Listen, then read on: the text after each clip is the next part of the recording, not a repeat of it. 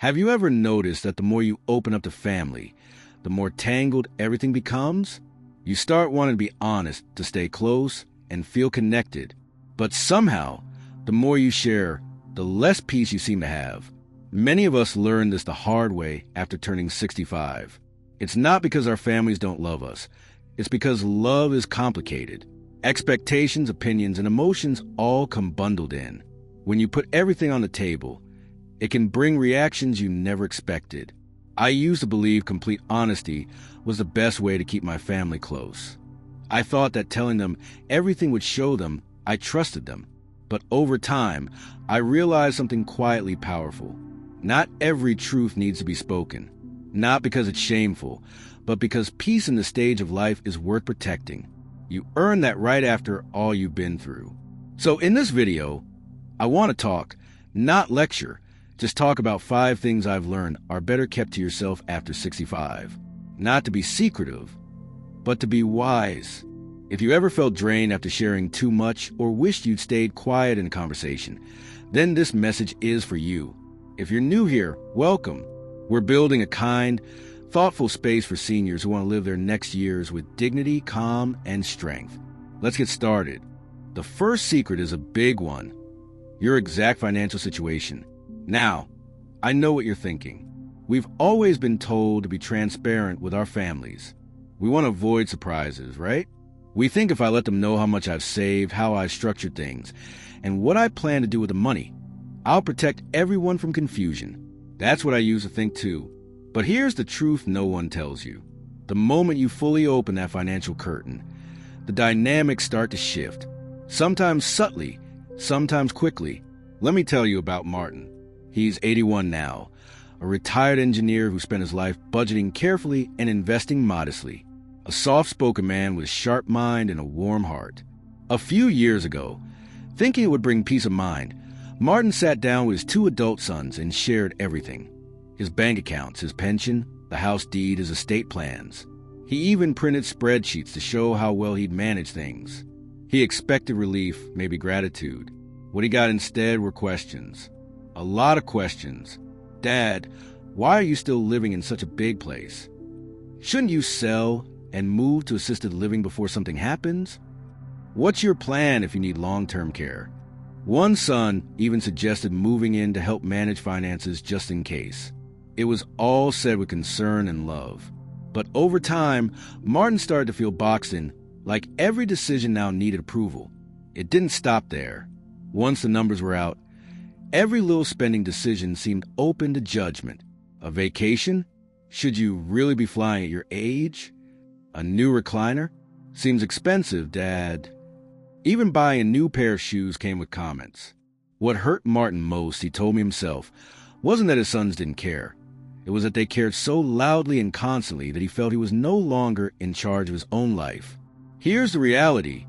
Once you open that door, it's hard to close it again. Even the kindest family members can overstep without meaning to, in less fortunate cases. People who were once distant suddenly take keen interest, not in you, but in your money. That distant cousin who never called suddenly wants to visit. That grandchild who always forgot your birthday now asks about your will. I'm not saying you shouldn't plan ahead. You should. It's wise to have a will, a durable power of attorney, and a trusted person to handle things if you can. But sharing the full picture too early, before it's necessary, can create pressure you didn't ask for. Suddenly, you're no longer trusted to make your own decisions. They're made with you, or worse, for you. Now, let's talk about something that feels natural to share. Our health. Our bodies aren't what they used to be. Knees ache more than before. Sleep isn't always restful, and some days we just don't feel like ourselves. It's normal when you love your family. It's only human to want to share those experiences. We think, they care about me. They'll want to know. And often they do. But here's the part we rarely consider. How that information is received. When we say, my back's been acting up again, or I felt dizzy the other morning, it may seem like small talk, but to your children or grandchildren, those words carry weight. They love you, and because of that, they may overreact. Not intentionally, but emotionally. What you see as a passing discomfort, they hear as a red flag. From that moment on, they may begin seeing you differently. Let me tell you about Claire. She's 76, widowed for a few years, still fiercely independent. She loves gardening, volunteers at the library, and walks her terrier every morning. One day, after a weekend of yard work, she mentioned to her daughter over coffee that her shoulders were sore. No complaints, just a little soreness. Her daughter panicked. She booked physical therapy, started calling twice a day, and suggested hiring help around the house. Claire appreciated the love but felt handled, like she'd become fragile. Over time, her daughter started saying things like, "Are you sure you should be lifting that?" Or, "Maybe you shouldn't drive at night anymore." Claire, proud of her independence, began to feel like a child in her own life, all because of one small comment. This is the subtle danger of oversharing health details, especially the minor ones. You're not wrong to mention them, but you might unintentionally change how your family sees you, from strong and capable to fragile and in need of protection. That shift, once it starts, is hard to reverse. Of course, if something serious is happening, a diagnosis or condition affecting daily life, you should share it. You deserve help when it truly matters. But every little twinge, stiff joint, or sleepless night doesn't need to be broadcast. Sharing everything can create a story that doesn't match who you are. You might feel fine, but your family might think you're declining faster than you are. They may make decisions for you, limit your freedom, or hover too much. That can wear down relationships over time. You've lived in your body long enough to know what's serious and what isn't. Trust that knowledge. You don't need to validate every cough or cramp with someone else's opinion. There's another side to this, your emotional space. Constantly talking about small health problems can make your life feel smaller, focused only on what's wrong. When you focus too much on what aches or hurts, it can start to feel like your whole life is about what's wrong or wearing down. But that's not the story you want to tell. You are so much more than your aches and pains. You are a full person with wisdom, joy, routines, hobbies, and quiet victories every day. Don't let those little discomforts take over your story. Now, I'm not saying you should suffer in silence or keep everything bottled up. Not at all. Talk to your doctor. Keep track of symptoms. Take care of yourself thoughtfully and with awareness. But when it comes to family, be thoughtful about what you share. Ask yourself, am I sharing to feel closer? Or am I unintentionally giving away my independence? Here's the truth. Peace in your later years doesn't come from having everyone worry about you. It comes from knowing yourself well enough to decide what matters and when to speak. That's not denial, it's dignity. Now, let's talk about something many of us have learned the hard way, getting involved in family conflicts. By this age, you've probably seen your fair share of family fights. Children growing apart, siblings clashing over money, in-laws misunderstanding each other, old grudges bubbling back up. As the older generation, you might feel pulled to step in, help give advice, or smooth things over. But here's a lesson only experience can teach. The more you say, the more risk you take. Especially in family matters, silence isn't weakness, it's wisdom. I want to share a story about Miriam, an old friend from my walking group. She's 80 sharp, and the kind of woman whose opinion people naturally seek. One afternoon, during a visit with her daughter, she gently suggested that maybe her 5-year-old grandson could start helping tidy his toys. That was it. No lecture, no raised voice, just a soft suggestion. But her daughter didn't take it that way. She grew quiet, a little cold. The calls came less often. Invitations stopped. Miriam, who only meant to help, was left wondering how one sentence could cause such distance. Unfortunately, that rift never fully healed. This is a danger sharing your honest opinions in the middle of family conflict or even in innocent situations. No matter how gently you say something, people hear it to the filter of their own emotions. Your words might feel like support to you, but to them, it might feel like judgment, criticism, or taking sides. You try to help 2 adult children settle a disagreement, and suddenly both feel you're playing favorites. You voice concern about your daughter-in-law's parenting, and your son pulls away. You mention a family member who often borrows money but doesn't repay, and just like that, you become the one stirring the pot. Even if your words come from love, people remember them. sometimes more than the original issue itself. You might be trying to calm things down, but end up being the person they resent most when the dust settles. Why? Because once you speak up, they associate you with the conflict, not the resolution. And over time, that can leave you isolated. What should you do instead? Here's the truth I've come to live by. You don't have to attend every argument you're invited to. You don't have to share your opinion just because you have one. You can love your family deeply without getting pulled into every disagreement. You can be present without being pulled in. Sometimes the most powerful words you can say are, "I trust you to work it out," or simply, "I don't want to take sides, but I'm here if you need me." And then let go. Let them grow. Let them stumble. Let them learn the way you did, by figuring things out themselves. Because involvement might feel helpful in the moment, but in the long run, it rarely brings peace.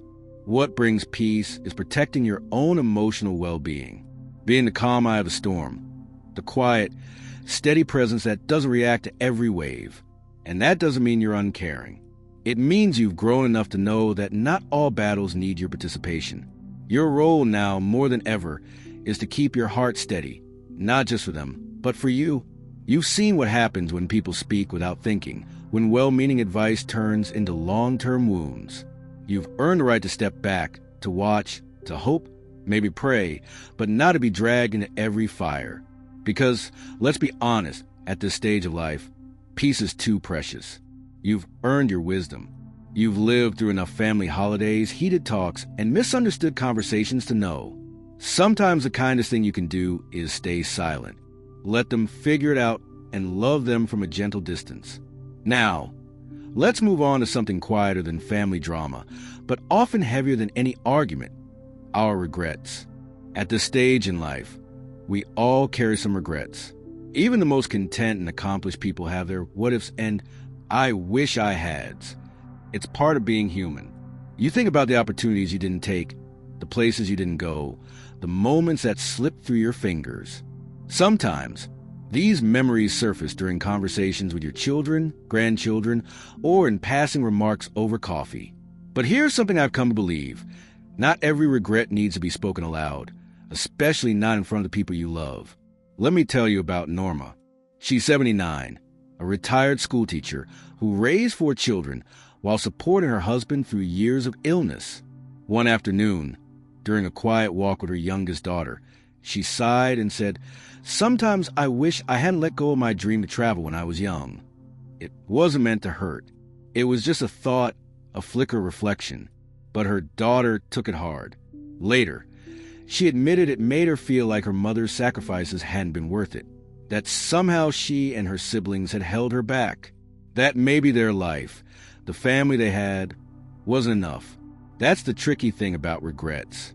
What feels like honest reflection to us can feel like rejection to others. We're trying to share something deeply personal, maybe even as a life lesson, but our loved ones often hear it through a different lens.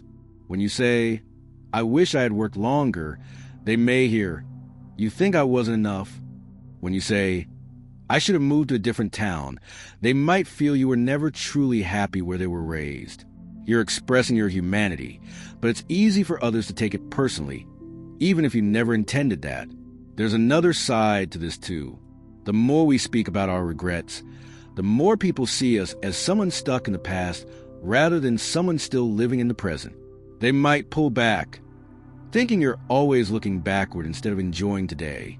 They might treat you more delicately, as if your best days are behind you, even when you don't feel that way at all. Now, don't misunderstand me. Your feelings are valid. Your regrets are real. You've lived a full life, and you've earned the right to reflect on it honestly. But some of those reflections are better kept close to the heart, not because they're shameful, but because they're sacred. Because sharing them too freely can accidentally hurt the very people you love the most. So instead of saying, "I wish I had done things differently," consider saying, "I've learned a lot from the life I've lived." That one shift in language carries wisdom without sorrow. It shows growth without guilt. It honors your story without placing a burden on someone else's shoulders. This isn't about pretending the past was perfect. It's about choosing to frame your journey in a way that brings peace both to you and to those who care about you. You don't have to hide your emotions. You don't have to fake cheerfulness. But you do have the right to protect the emotional space between you and your family. And remember, peace in your later years doesn't come from rewriting the past. It comes from making peace with it quietly, privately, with grace. Now, let's talk about the fifth and final secret. One many people think they should share for fairness or clarity: your plans for your assets. We've all heard the advice, haven't we? Don't leave your family guessing. Make sure everyone knows what to expect. And there's some truth in that, up to a point. Having a legal plan in place, making a clear will, and choosing someone you trust to manage your affairs is important. Absolutely. But here's the wisdom that isn't talked about enough. The details of what you plan to leave behind, who gets what, and how your estate will be divided. Those can do more harm than good when shared too early or too openly. Let me tell you about Edna. She's 83, a retired nurse who spent her life saving, budgeting, and investing wisely. She's generous, thoughtful, and deeply loyal to her 3 adult children. Wanting to avoid confusion, Edna decided to tell each of them exactly what she was planning: how the house would be sold, how the accounts would be divided, even which heirlooms would go to whom. At first, it seemed like the right move, but within weeks, things began to shift. Her middle son, who had always been easygoing, suddenly started calling more often, offering opinions about selling the house while the market was still good. Her daughter, who had moved out of state, questioned why she wasn't getting the same percentage as her siblings since she had sacrificed so much by leaving home. And the youngest son became distant, clearly uncomfortable with the whole conversation, but hurt all the same. What started as a thoughtful effort to be transparent turned into a storm of subtle competition, hurt feelings, and quiet resentment. And here's what Edna told me, word for word. I felt like they started seeing the inheritance, not their mother. That's the risk when you share your asset plans in detail. Even with the best of intentions, it can stir up expectation, entitlement, jealousy, or distance. You may think you're bringing peace, but more often, you're opening a door to questions, comparisons, and unintended tension. And here's something else to consider. Once people know your plans, they may start looking at your life choices differently. Why are you still living in that house if it's going to be sold? Why spend money on a cruise now? Shouldn't you leave a little more behind for grandkids? The pressure starts to build, not always through words, but through glances, tone, and hesitation. That pressure chips away at something very important: your freedom to enjoy the life you built. Now, don't get me wrong. You still need a solid, legally sound estate plan. You need a will, a power of attorney, and someone you trust to carry out your wishes when the time comes. But that doesn't mean you need to turn your retirement into a negotiation table. You don't owe your children a preview of your will. It's like a chapter in a book. You don't have to explain or justify your plans. What you choose to give or not give is your decision. Because true peace in this chapter of life isn't about how much you give away. It's about how freely you live. Your legacy is more than a dollar amount. It's the life you lead, the lessons you pass down, and the love you've shown, consistently, quietly, and faithfully. That's what your family will remember most if you let them.